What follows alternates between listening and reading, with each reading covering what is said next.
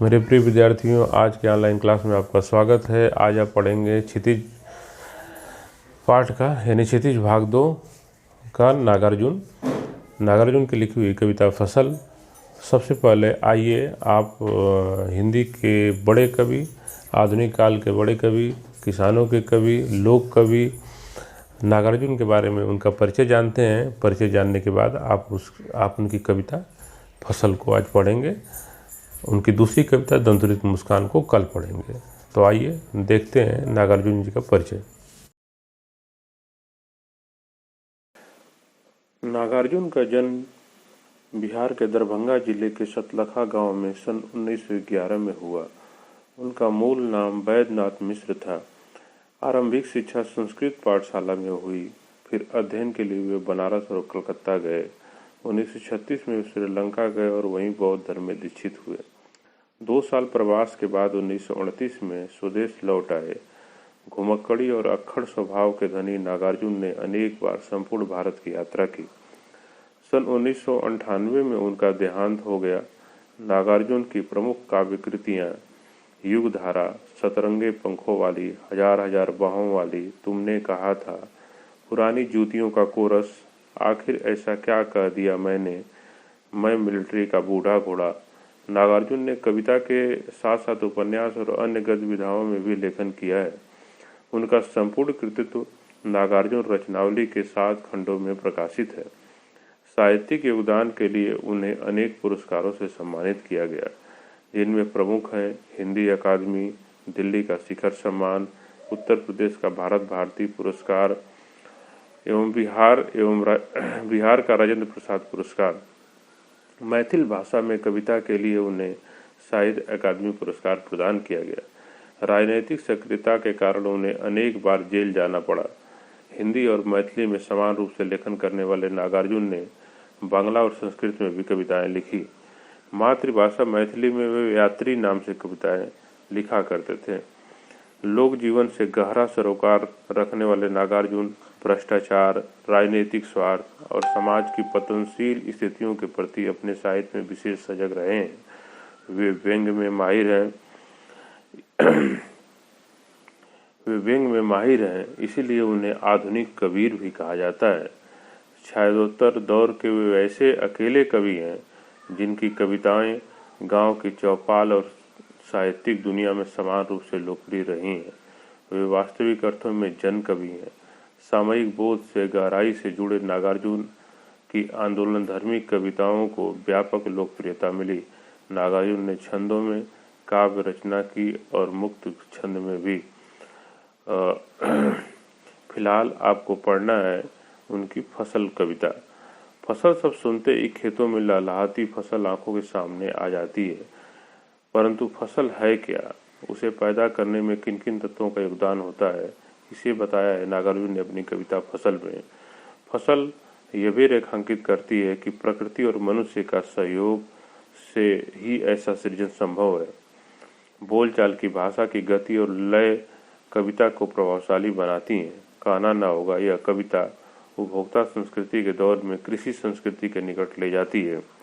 तो मेरे प्यारे बच्चों, नागार्जुन लोक जीवन के बहुत ही महत्वपूर्ण और सशक्त कवि हैं, आधुनिक काल के कवि हैं। नागार्जुन ने लोक जीवन पर छोटी से छोटी चीज़ों पर कविताएं लिखी है। उन्होंने फसल पर, किसानों की तमाम समस्याओं पर कविताएं लिखी, राजनीतिक भ्रष्टाचार पर कविताएं लिखा। तो बच्चों आइए देखते हैं नागार्जुन की फसल कविता। फसल कविता में क्या है, इसको आप पढ़ेंगे। लीजिए पढ़िए। तो विद्यार्थियों, आपने अभी नागार्जुन का परिचय देखा। नागार्जुन जिनका मूल नाम बैद्यनाथ मिश्र था, ये मूलतः आधुनिक काल के बड़े कवि हैं और इन्होंने लोक जीवन को, खासकर कृषक जीवन को बहुत ही करीब से देखा था और कृषक जीवन की समस्याओं पर बहुत ही बारीकी से इन्होंने कविताएं लिखी हैं। और ख़ास बात यह है कि लोक जीवन इनके कविताओं में स्वतः चला आता है। ये कविता जो आपको पढ़ना है उसका नाम है फसल। फसल के उत्पादन के संदर्भ में फसल कैसे बनती है, फसल जो है कि किस तरीके से किसान फसल को ये बीज किस तरह से ज़मीन में डालता है, कैसे कैसे वो कितनी मेहनत से फसल तैयार होती है, इस सब पूरी प्रक्रिया पर बहुत ही कम शब्दों में, बहुत ही कम पंक्तियों में नागार्जुन ने इस फसल के बनने की पूरी प्रक्रिया में, फसल के उत्पादन की पूरी प्रक्रिया पर फोकस किया है, अपनी बात रखी है। आप देखेंगे कि यह कविता मूलतः जो है इस उपभोक्तावाद की संस्कृति के बरक्स जो है कृषि संस्कृति पर लेकर के जाती है हमें। कृषि संस्कृति पर ले जाने की बात यहाँ से है कि आज भी आप देख लीजिए, जब ये लॉकडाउन की स्थिति में, जब सारी दुनिया में जो है लॉकडाउन है और सब कुछ बंद है, तो उस दौर में भी किसान जो है अपनी खेतों में गेहूं की मड़ाई कर रहा है या फसल के उत्पादन की प्रक्रिया में लगा हुआ है, क्योंकि अगर वो काम रुक गया फसल का तो पूरी ज़िंदगी रुक जाएगी, पूरी ये दुनिया रुक जाएगी। इसलिए आज भी इस मुसीबत में भी लोगों को ये समझना चाहिए कि किसान ही किसी भी देश की एक तरह से मजबूत आधार स्तंभ है, किसान ही इस देश की अर्थव्यवस्था के रीढ़ है। तो उन किसानों पर नागार्जुन ने लिखा और किस तरह से फसल पर बहुत ही बारीकी से उन्होंने अपनी नज़र रखी है, उसको देखिए कि फसल क्या है।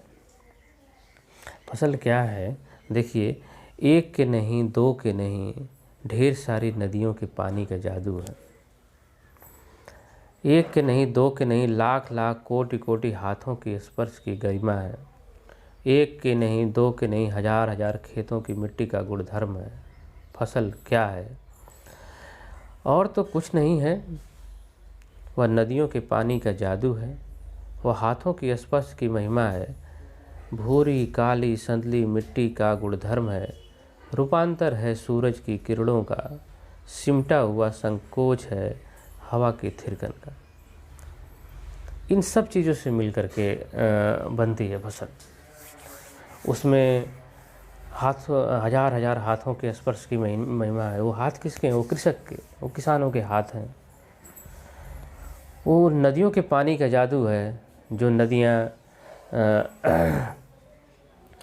नदियाँ उन जो है कि अपने साथ पूरी संपदा एक तरह से लेकर के चलती हैं। जो उन नदियों का पानी जहाँ जिस मिट्टी पर पहुँचता है, ऑटोमेटिक तरीके से उस ज़मीन में गुणवत्ता बढ़ जाती है, यानी उस ज़मीन में उत्पादन क्षमता बढ़ जाती है। तो नदियों के पानी के भीतर ये जादू होता है एक तरीके से, कि नदियों के पानी जहाँ पर भी जिस मिट्टी पर तक पहुँचता है, उस मिट्टी का गुणधर्म अचानक बढ़ जाता है, उसमें फसल उत्पादन करने की क्षमता बढ़ जाती है। तो ये नदियों के पानी का जादू है। ये सूरज की किरणों का, सही में सूरज की किरणों का, इन हवाओं के थिरकन का, हजार हजार हाथों के स्पर्श की महिमा है फसल ऐसे नहीं बनती है। पूरा प्रकृति और कृषक दोनों मिल कर के इस फसल को तैयार करते हैं और दोनों के सामंजस्य से फसल तैयार होती है। जब प्रकृति रूठ जाती है तो फसल बर्बाद हो जाती है, तमाम तरीके के रोग उत्पन्न हो जाते हैं। तो फसल जो जिस समय बोई जाती है, उस तरह की प्रकृति का स्वरूप होना उसके लिए अनिवार्य होता है।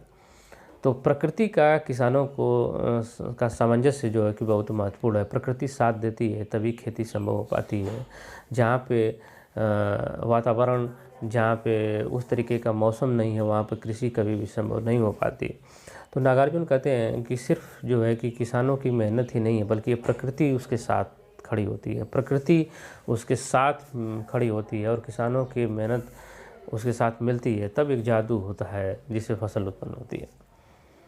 फसल निश्चित रूप से ये कविता आपको कृषक संस्कृति की तरफ लेके जाती है कि आज भी आदमी जिंदा है तो उन्हीं किसानों के बदौलत जिंदा है। तो इस कविता को पढ़ते हुए इस लॉकडाउन की स्थिति में मेरे प्रिय विद्यार्थियों, कृषक संस्कृति की तरफ जो है सोचने समझने की ज़रूरत है। लगातार हमारे युवाओं के बीच खेती से मोहभंग हो रहा है। हमारे समाज के भीतर जो है खेती को लेकर के, खेती कोई करना नहीं चाहता, क्योंकि उत्पादन क्षमता या नई तरीके की नए टेक्निक जो है कि कृषि में ईजाद नहीं हो पा रहे हैं। इसलिए भी शायद कृषि से उत्पादकता उस तरीके से नहीं हो पा रही है जिससे किसान भरण पोषण कर सके। तो लेकिन इधर अब ध्यान देना पड़ेगा कृषक की तरफ से, क्योंकि इस कोरोना वायरस ने खासकर इस किसानी संस्कृति की तरफ भी लोगों का ध्यान खींचा है कि आखिरकार इस दुनिया को किसान ही बचा सकता है, यानी कृषक संस्कृति ही बचा सकती है। इसलिए खेती पर हमें फोकस करना पड़ेगा, ग्रामीण संस्कृति की तरफ लौट करके उसे मजबूत बनाने की ज़रूरत है। तो इस कविता की प्रासंगिकता आज भी है, और कविता तभी महत्वपूर्ण होती है जो कि अपने आने वाले हर समय में वो प्रासंगिक रहती है। तो बच्चों, प्यार से कविता को पढ़िए, ध्यान से समझिए और समझ करके अपने आसपास के दुनिया को बदलने की कोशिश करिए। कविताओं की यही ताकत होती है, कविताओं का यही मूल्य होता है, कविताओं का यही उद्देश्य होता है। आज इतना ही।